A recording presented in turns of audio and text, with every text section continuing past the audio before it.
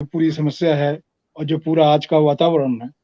और आप ये सही कह रहे हैं कि जब तंत्र शामिल हो जाता है तो स्थितियाँ काफ़ी खतरनाक हो जाती हैं। तो वो पिछले कई सालों से हम देख रहे हैं जगह-जगह, अब वो बड़े पैमाने पे हो गया है।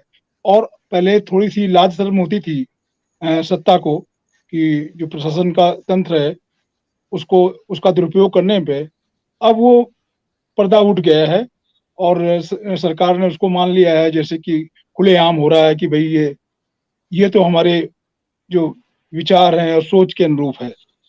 कहते भले ना हों, उनके छुट-भैया लोग तो ख़ैर कहते हैं, उनको कहने में कोई शर्म नहीं होती। और लेकिन मैं ये कहूँगा कि केवल ये जो भाजपा का शासन है, इसमें ही नहीं, कांग्रेस ने भी ऐसे दुरुपयोग किए हैं और कई सालों में किए हैं। मैंने तो खुद किया है, हाशिमपुरा और मेरठ वगैरह का देखा है। उसमें किस तरह से पीएसी का दुरुपयोग किया गया था। भले उन्होंने सीधे तौर पर संकेत न दिया हो, कुछ उत्साही अधिकारियों ने इस तरह का कांड किए हों, लेकिन अब तो उनको इनाम मिलता है।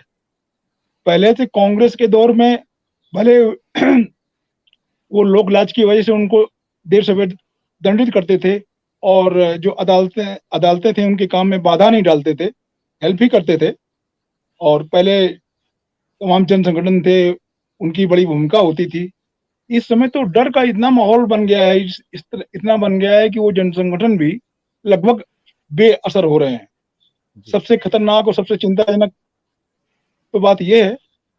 और जब इस तरह से जो उन्मादी तत्व हैं, उनको सॉरी विचारधारा के आधार पे संरक्षण मिलता है, तो वो बड़े खतरे होते हैं और वो विभाजन की पृष्ठभूमि तैयार करते हैं। मुझे लग रहा है कि इधर 2-3 सालों से इस प्रक्रिया में बड़ी तेज़ी आई है। वो केवल उत्तर भारत में ही नहीं, कर्नाटक वगैरह में भी काफ़ी दिखाई पड़ती है और महाराष्ट्र में कुछ दिन तक ये शक्तियाँ थोड़ी दबी रहीं।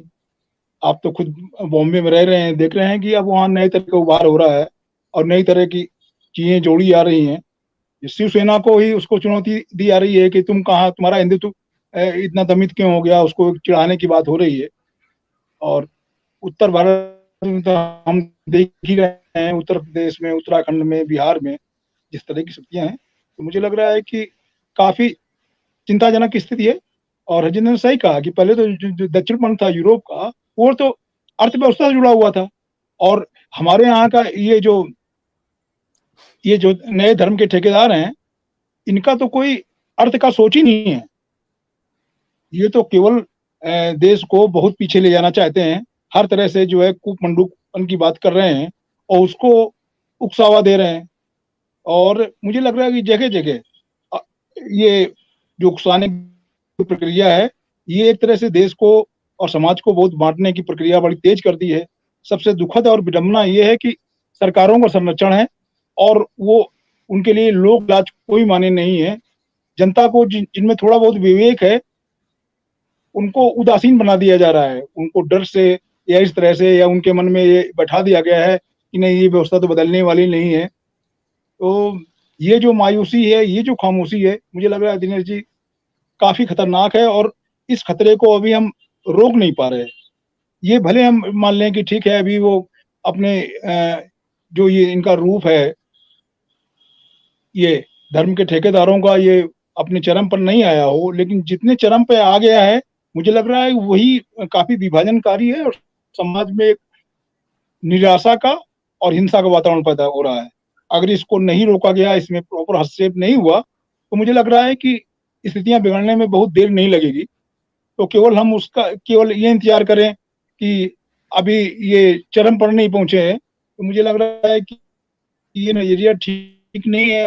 हम जितने भी हैं, जहाँ भी हैं, जैसे भी हैं, हस्तक्षेप मुझे लग रहा है अपने-अपने स्तर पर बहुत ज़रूरी है।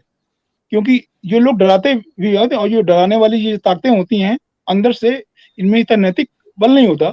ये खुद जी। बहुत डरे होते हैं, ये बहुत साहसी लोग नहीं होते हैं, क्योंकि इनके पास जी। सोच सोच का कंगालपन है, इनका और कोई आधार नहीं है। मुझे लग रहा है कि जो आप ये कह रहे हैं और ये सब्जेक्ट उठाया है, ये बहुत ही मौजू है और इस पे जी।